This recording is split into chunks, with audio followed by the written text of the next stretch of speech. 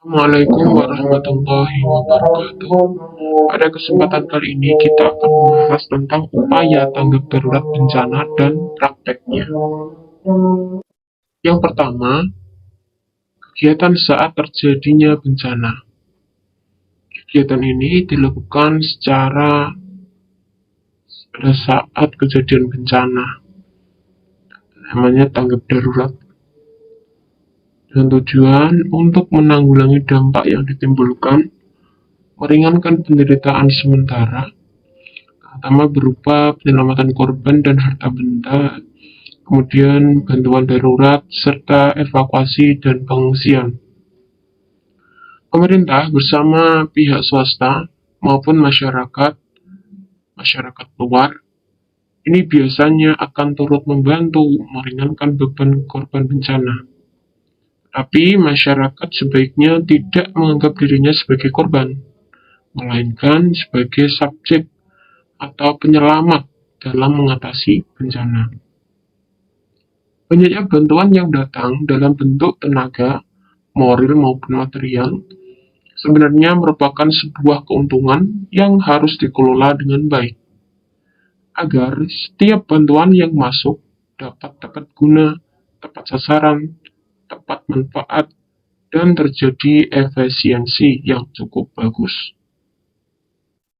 Kegiatan prabencana di sini dicontohkan adalah bencana gempa bumi. Yang pertama, menyiapkan rencana untuk penyelamatan diri apabila gempa bumi terjadi. Kedua, melakukan latihan yang dapat bermanfaat dalam menghadapi reruntuhan saat gempa bumi, seperti merunduk, perlindungan terhadap kepala, berpegangan, ataupun dengan bersembunyi di bawah meja.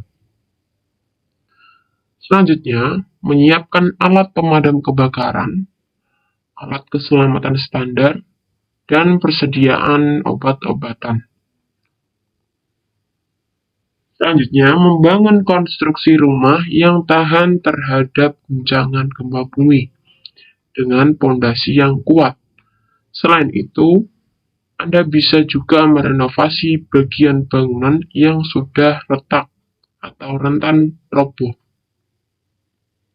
Selanjutnya, memperhatikan daerah rawan gempa bumi dan aturan seputar penggunaan lahan yang dikeluarkan oleh pemerintah. Jadi bencana gempa bumi dan Anda di dalam bangunan seperti bangunan rumah, sekolah, ataupun bangunan bertingkat. Apa yang harus dilakukan? Ketika guncangan terasa beberapa saat, selama jangka waktu itu, upayakan keselamatan diri Anda dengan cara berlindung di bawah meja untuk menghindari dari benda-benda yang mungkin jatuh dari dan jendela kaca. Lindungi kepala dengan bantal atau helm, atau berdirilah di bawah pintu. Bila sudah terasa aman, segera lari keluar rumah. Jika sedang memasak, segera matikan kompor, serta mencabut dan mematikan semua peralatan yang menggunakan listrik untuk mencegah terjadinya kebakaran. Bila keluar rumah, perhatikan kemungkinan pecahan kaca, genteng, atau material lain. Tetap lindungi kepala dan segera menuju ke lapangan terbuka, sehingga berdiri dekat tiang. Jangan berdiri dekat tiang, pohon, atau sumber listrik, atau gedung yang mungkin bisa roboh. Jangan gunakan lift apabila sudah terasa guncangan. Gunakan tangga darurat untuk evakuasi keluar bangunan. Apabila sudah di dalam elevator, tekan semua tombol atau gunakan interphone untuk panggilan kepada pengelola bangunan. Kenali bagian bangunan yang memiliki struktur kuat, seperti pada sudut bangunan. Apabila Anda berada di dalam bangunan yang memiliki petugas keamanan, ikuti saja instruksi evakuasinya. Apabila terjadi gempa bumi dan Anda di dalam mobil, maka Anda akan kehilangan kontrol terhadap mobil. Maka dari itu, jauhi persimpangan, pinggirkan mobil Anda di kiri bahu jalan, dan berhentilah. Ikuti saja instruksi dari petugas yang berwenang dengan memperhatikan lingkungan sekitar atau melalui alat komunikasi lainnya, seperti radio atau pawai. Peringatan tsunami pasca gempa bumi. Apabila mendengar peringatan dini tentang tsunami, segera lakukan evakuasi menuju ke tempat yang tinggi, seperti bukit atau bangunan yang tinggi.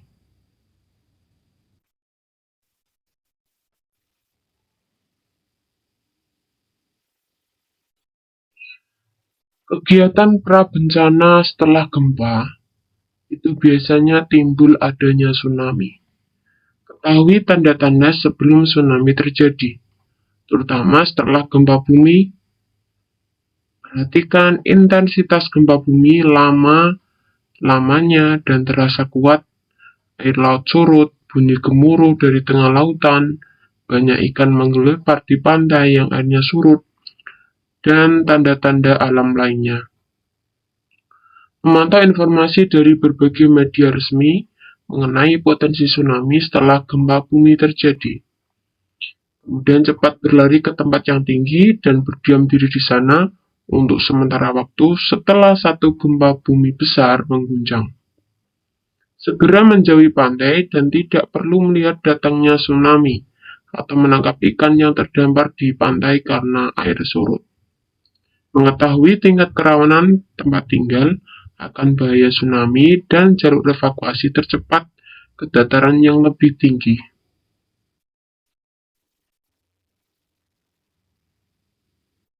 Ini adalah istilah-istilah dalam bencana gunung meletus.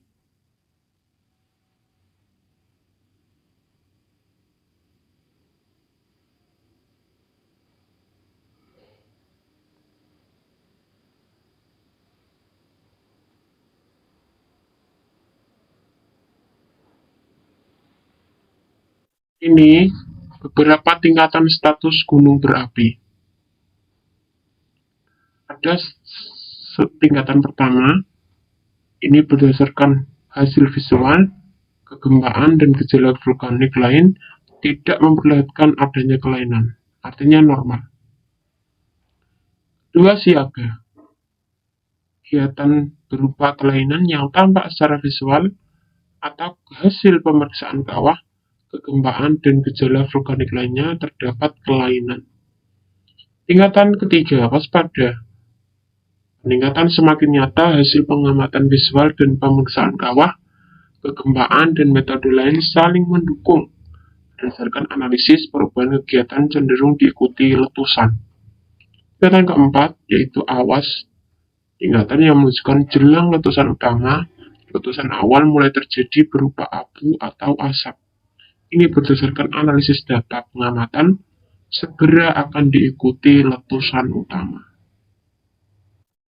Saat bencana gunung berapi meletus, yang pertama, tidak berada di lokasi yang direkomendasikan untuk dikosongkan. Tidak berada di lembah atau daerah aliran sungai. Hindari tempat terbuka, lindungi diri dari abu letusan gunung berapi, gunakan kacamata pelindung, jangan memakai lensa kontak. Gunakan masker atau kain basah untuk menutup mulut dan hidung. Kenakan pakaian tertutup yang melindungi tubuh, seperti baju lengan panjang, celana panjang, dan topi. Prabencana banjir. Pertama, mengetahui istilah-istilah peringatan yang berhubungan dengan bahaya banjir, seperti siaga 1 sampai dengan siaga 4, dan mengetahui langkah-langkah apa yang harus dilakukan. Kedua, mengetahui tingkat kerentanan tempat tinggal kita. Apakah daerah kita merupakan zona yang rawan banjir atau tidak. Mengetahui cara-cara untuk melindungi rumah kita dari banjir. Mengetahui saluran dan jalur yang sering dilalui air banjir dan apa dampaknya untuk rumah kita. Melakukan persiapan untuk evakuasi, termasuk memahami rute evakuasi dan daerah yang lebih tinggi. membicarakan dengan anggota keluarga mengenai ancaman banjir, dan merencanakan tempat pertemuan apabila anggota keluarga terpencar-pencar. Mengetahui bantuan apa yang bisa diberikan apabila ada anggota keluarga yang terkena banjir, mengetahui kebutuhan-kebutuhan khusus anggota keluarga dan tenaga dan tetangga apabila banjir terjadi. Mengetahui membuat persiapan untuk hidup mandiri selama sekurang-kurangnya 3 hari. Misalnya persiapan tas siaga bencana, penyediaan makanan dan air minum, kemudian mengetahui bagaimana mematikan air, listrik, dan tabung gas. Mempertimbangkan asuransi banjir, kemudian berkaitan dengan harta dan kepemilikan, maka Anda bisa membuat catatan harta kita, mendokumentasikannya dalam foto, dan simpan dokumen tersebut di tempat yang aman. Menyimpan berbagai dokumen penting di tempat yang aman. Hindari membangun di tempat rawan banjir kecuali ada upaya untuk penguatan dan peninggian bangunan rumah. Perhatikan berbagai instrumen listrik yang dapat memicu bahaya saat bersentuhan dengan air banjir. Turut serta mendirikan tenda pengungsian dan pembuatan dapur umum. Melibatkan diri dalam pendistribusian bantuan. Menggunakan air bersih dengan efisien.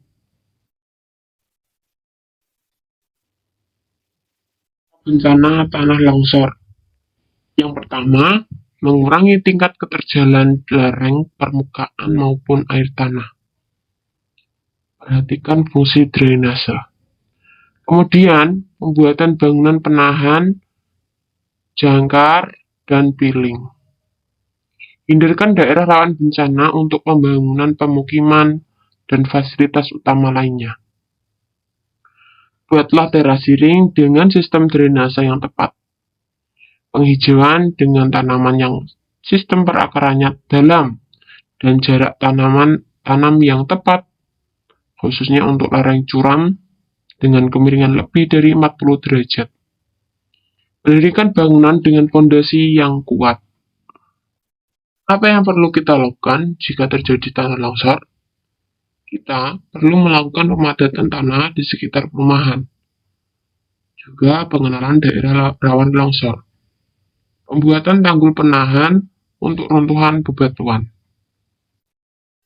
Kemudian, penutupan rekahan di atas lereng untuk mencegah air masuk secara cepat ke dalam tanah. Pondasi tiang panjang sangat disarankan untuk menghindari bahaya infeksi cairan. Utilitas yang ada di dalam tanah harus bersifat fleksibel. Dalam beberapa kasus, relokasi sangat disarankan. Menanami kawasan yang gersang dengan tanaman yang memiliki akar kuat, seperti tanaman nangka, durian, pete, dan lain sebagainya. Tidak mendirikan bangunan permanen di daerah tebing dan tanah yang tidak stabil. Membuat selokan yang kuat untuk mengalirkan air hujan. Waspada ketika curah hujan tinggi. Dan yang terakhir, jangan menggunduli hutan dan menebang pohon sembarangan. Ketika terjadi angin puting beliung. Kegiatan prabencana ketika terjadi angin puting beliung. Membuat rumah atau bangunan yang kokoh. Meningkatkan pengetahuan tentang angin puting beliung dengan cara penyelamatan diri. Selanjutnya, memperhatikan tanda-tanda terjadinya angin puting beliung, seperti udara terasa panas, kemudian muncul awan gelap yang berlangsung hingga sore hari.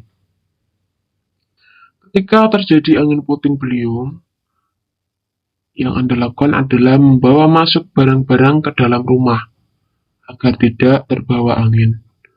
Tutup jendela dan pintu, lalu kunci. Matikan semua aliran listrik dan peralatan elektronik.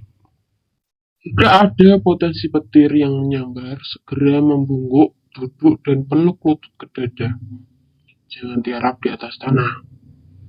Hindari bangunan yang tinggi, tiang listrik, papan reklame, dan sebagainya. segera masuk ke dalam rumah atau bangunan yang kokoh. Selanjutnya, ada bencana kekeringan. Kegiatan prabencana ketika terjadi bencana kekeringan.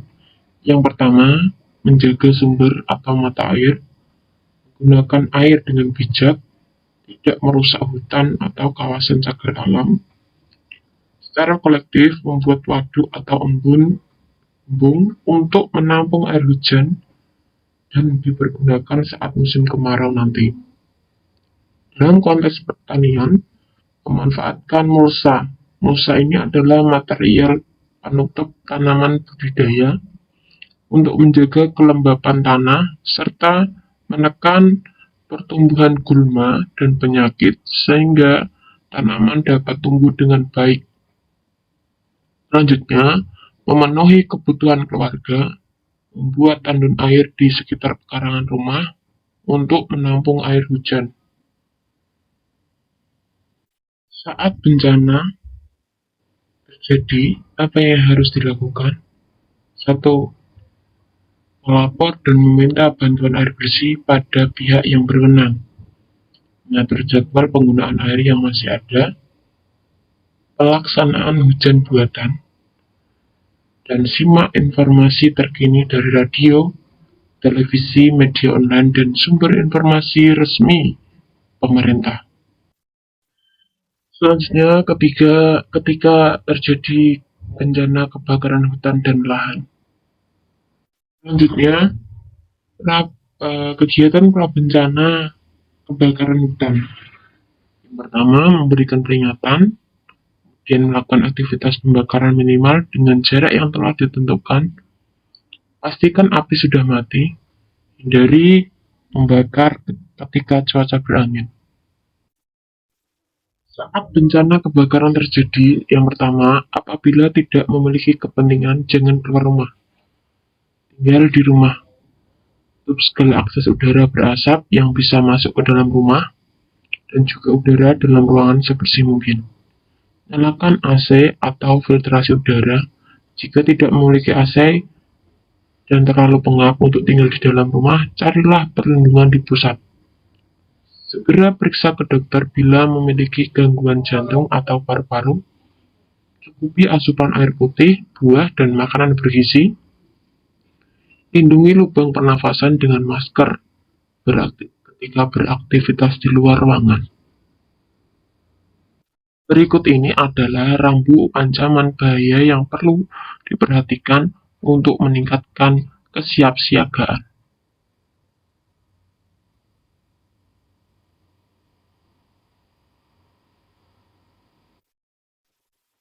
Cukup sekian dan terima kasih.